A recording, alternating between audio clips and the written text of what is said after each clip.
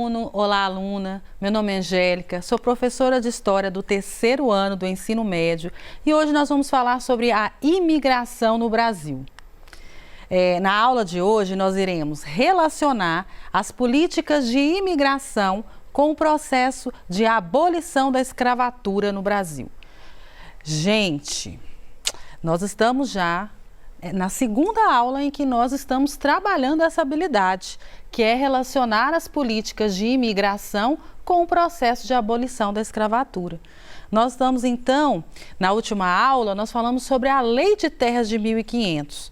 Agora a gente vai entrar de fato nos aspectos gerais que vão aí motivar a entrada de estrangeiros no Brasil. E quais são essas implicações, né? Quais são esses desdobramentos para a história do Brasil? Vamos lá? Inicio então a nossa aula de hoje com a seguinte questão. Como a Lei Eusébio de Queiroz e a Lei de Terras, ambas instituídas em 1850, contribuíram para acelerar o processo de imigração no Brasil? Bem, nas últimas aulas, nós vimos sobre a Lei Eusébio de Queiroz, quando nós falamos sobre a abolição da escravatura no Brasil, e nós dissemos ali, naquele contexto, que a Lei Eusébio de Queiroz, em 1850, proíbe o tráfico de escravos, né? E aí o Brasil vai ter que se preparar para essa abolição.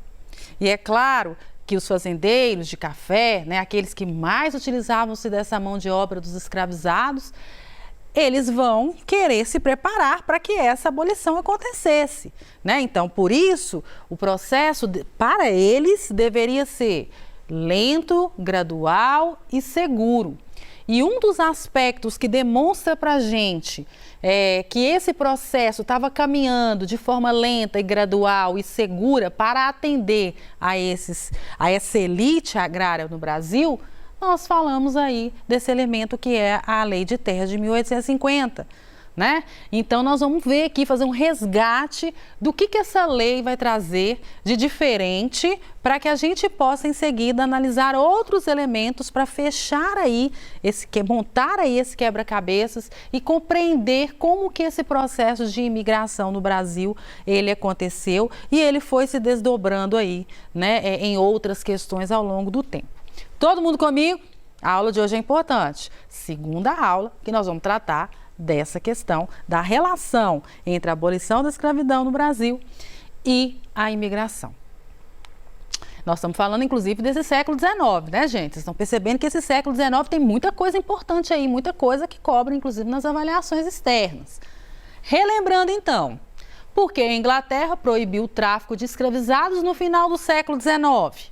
Revolução Industrial, a evolução do capitalismo, né? O capitalismo comercial está evoluindo para um capitalismo monopolista, um capitalismo financeiro, né? Lembrando aí que nós estamos nesse contexto, né? Segunda metade do século XIX, nós estamos falando sobre a segunda Revolução Industrial. Há um interesse dos ingleses aí em matéria-prima mais barata, em mão de obra mais barata e mercado consumidor. Então, não cabia mais nesse mundo a escravização. A influência das ideias iluministas, nós não podemos deixar de falar desse movimento intelectual ocorrido lá no século XVIII e que vai trazer ali diversos elementos, como o próprio liberalismo, né? Liberdade, tanto pensado para a política, também pensado para a economia. A Bill-Arbiden, que em 1845, a lei que autorizava os navios ingleses a afundar ou prender navios negreiros, né? Ali, controle no Oceano Atlântico, que a Inglaterra vai começar a fazer nesse contexto aqui de forma mais incisiva, né? Na tentativa ali de acabar realmente com essa escravização. E o que vai ali se desdobrar em várias outras leis aqui no Brasil, como a gente já viu em outras aulas. A Lei Eusébio de Queiroz é uma delas. Olha lá, 1845, 1850. Lei que proibia a entrada de escravizados no Brasil, né? Então, relembrando tudo isso daqui, a gente vai montando o nosso quebra-cabeça. Quais foram as consequências dessa lei, então, quais foram as consequências da Lei Eusébio de Queiroz. Nós temos a abolição do tráfico negreiro em 1850. Proibido o tráfico negreiro através dessa lei. Logo, com o passar do tempo, nós temos uma alternância aqui, uma mudança, uma transformação no cenário do que diz respeito à entrada desses escravizados, que era intensa no Brasil. Né? Então, nós temos, a partir dessa lei, um número de escravizado reduzindo e a lei da oferta e da demanda, Adam Smith, a mão invisível, iluminismo, nós temos o preço desses escravizados aí elevando. Com isso, a gente percebe através aqui, né, dessa tabela, lá ano a ano, de 1831 a 1853, nós estamos vendo ali uma queda brusca, se a gente for levar em consideração, a partir de 1850, desse número de escravizados que entram, né, que desembarcam no Brasil. Olha lá, desembarque de escravizados africanos no Brasil de 1831 a 1853. Então, nós já estamos sabendo aqui, já percebemos, inclusive através do uso da tabela, que há um número bem menor, infinitamente menor. Olha isso, galera, 1850, 22.856 escravizados chegando ao Brasil. Em 1851, 3.287. 52, 800, há uma queda significativa. Aí vocês podem pensar assim, professora, o que esses fazendeiros vão fazer? A mão de obra principal era a mão de obra escravizada. O que vai acontecer?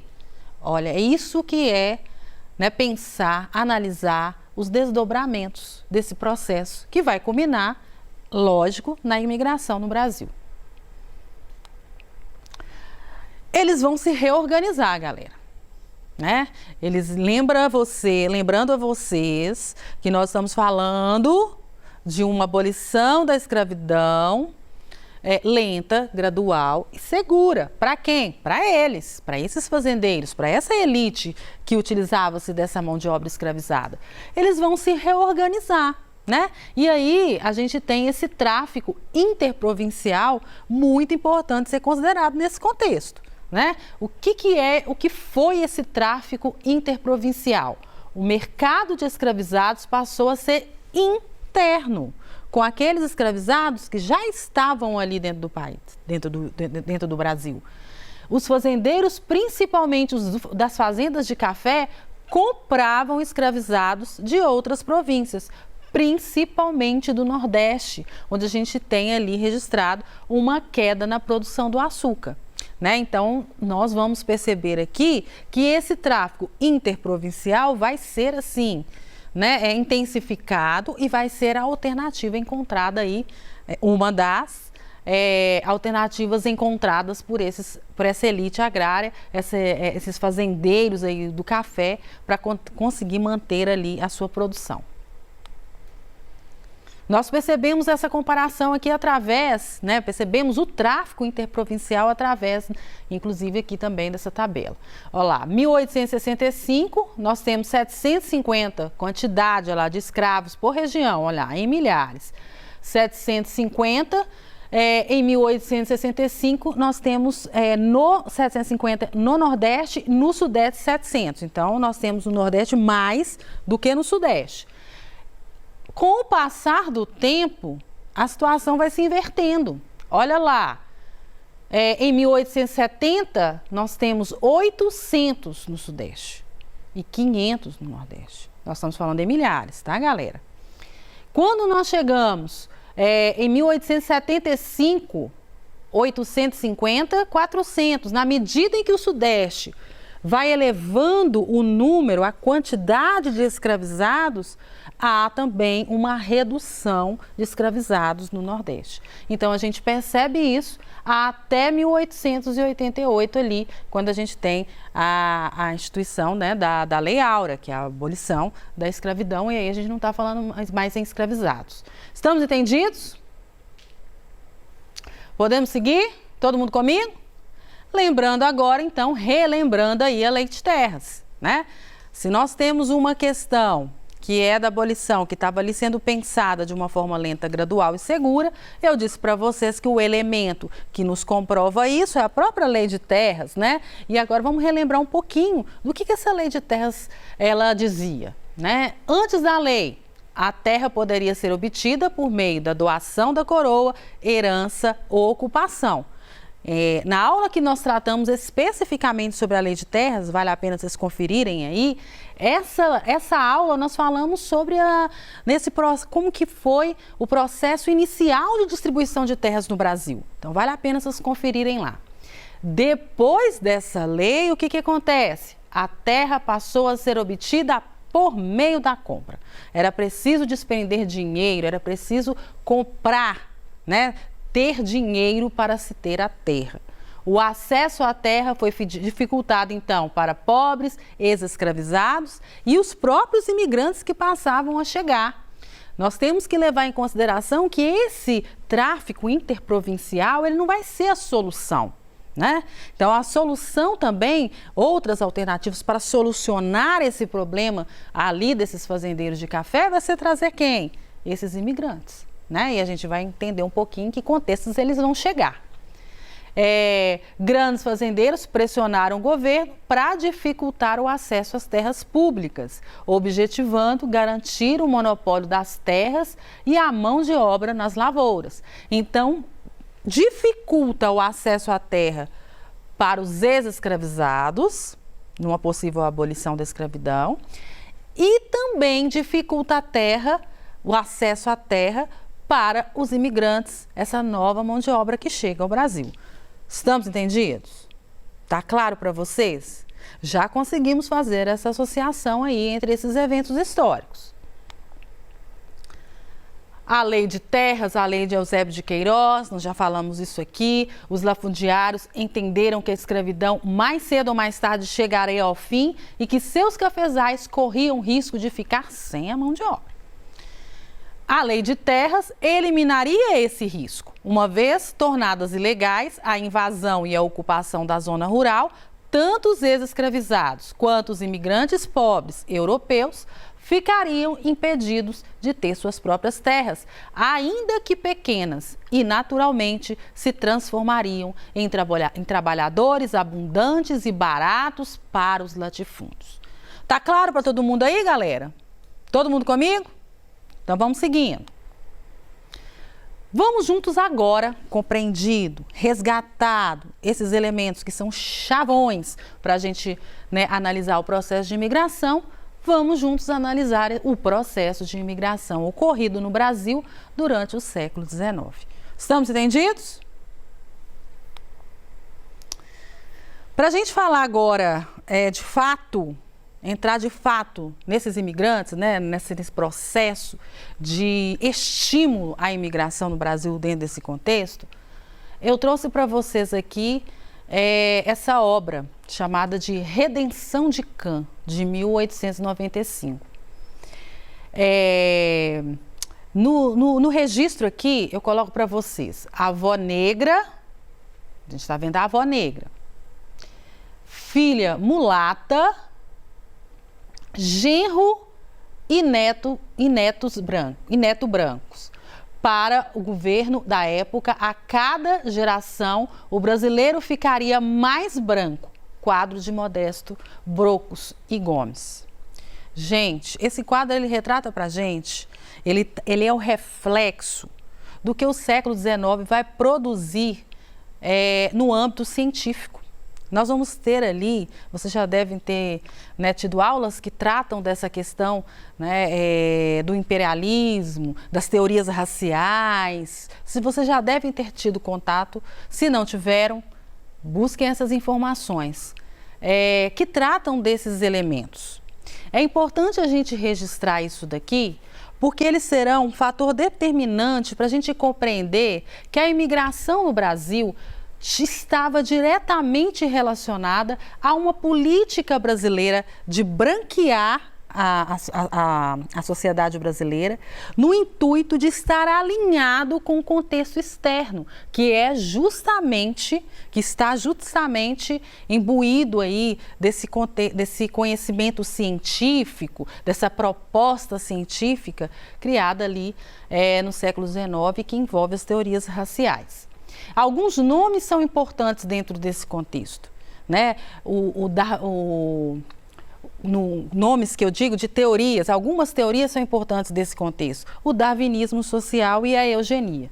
E a gente vai entender essas teorias, né? E antes disso eu vou só trazer um pouquinho do que diz esse quadro. A imagem do quadro transmite categoricamente a tese que Batista defendia. O embranquecimento através das gerações. Para se ter uma civilização desenvolvida, era preciso branquear essa sociedade brasileira. Brocos propõe a diluição da cor negra na sucessão de descendentes e insere nessa sucessão a redenção, a salvação, a absolvição de uma raça amaldiçoada. Isso é a descendência de Cã, filho de Noé, que no livro do Gênesis é amaldiçoado pelo pai, né? Então está associando aí a cor da pele a uma questão de raça que foi instituída, inclusive validada, justificada pela ciência. Uma ideia de superioridade e de inferioridade. A história de Cã, a despeito de seu simbolismo bíblico, foi interpretada à revelia por esse racionalismo que a gente está trazendo aqui enquanto científico do século XIX, no qual Brocos estava envolto. O escurecimento dos descendentes de Cã teria desembocado na raça negra africana, que poderia ser redimida por meio da mistura com a raça branca europeia. Então, nós estamos buscando aqui, percebendo que esses cientistas estão buscando justamente essa questão da redenção, da melhoria do ponto de vista genético dessa sociedade brasileira. As teorias raciais, nós estamos falando, como eu disse para vocês, o darwinismo social. Muitos, no entanto, foram os que se associaram ambas as noções, interpretando a teoria da evolução de Darwin. Foi Herbert Spencer que, em 1857, criou o darwinismo social, teoria progressista que pregava a superioridade de algumas raças humanas sobre outras, que estariam fadadas a fracassar socialmente.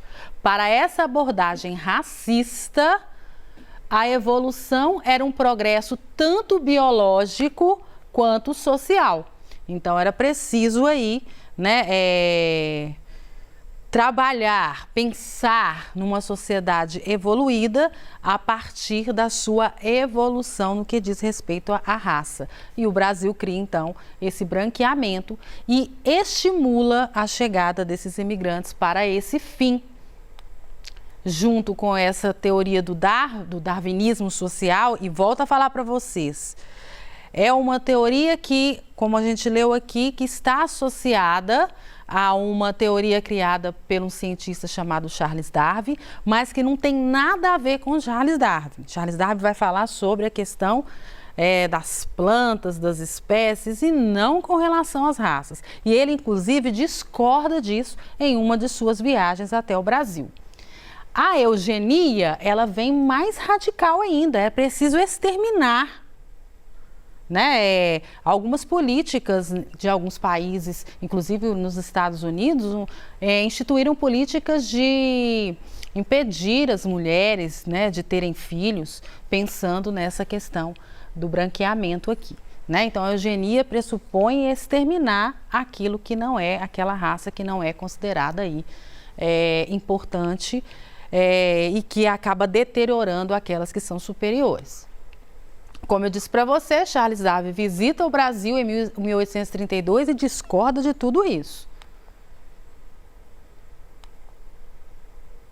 Propaganda do Império Brasileiro incentiva a imigração. Nós vamos ter uma forte propaganda do governo em torno dessa questão né? Nós vamos ter cartazes motivando aí essas pessoas que estavam vindo, e nós temos que levar em consideração que elas vão vir considerando um panorama mundial, né, de crise econômica, primeira grande crise do sistema capitalista, unificação na Itália, na Alemanha tardia que acontece em 1870. Então a gente tem ali, né, essas pessoas fugindo, né, desse contexto de crise da Europa e vindo para o Brasil, buscando ali uma alternativa melhor para se viver, né, oportunidades melhores de vida. E aqui eu trago um mapa para vocês, esse material vai ficar disponível. Nas próximas aulas vamos falar sobre os imigrantes e vamos completar, né, essas aulas aí em que a gente está traçando essa relação entre a abolição da escravidão no Brasil e a chegada desses imigrantes. No mais, um grande abraço e até lá!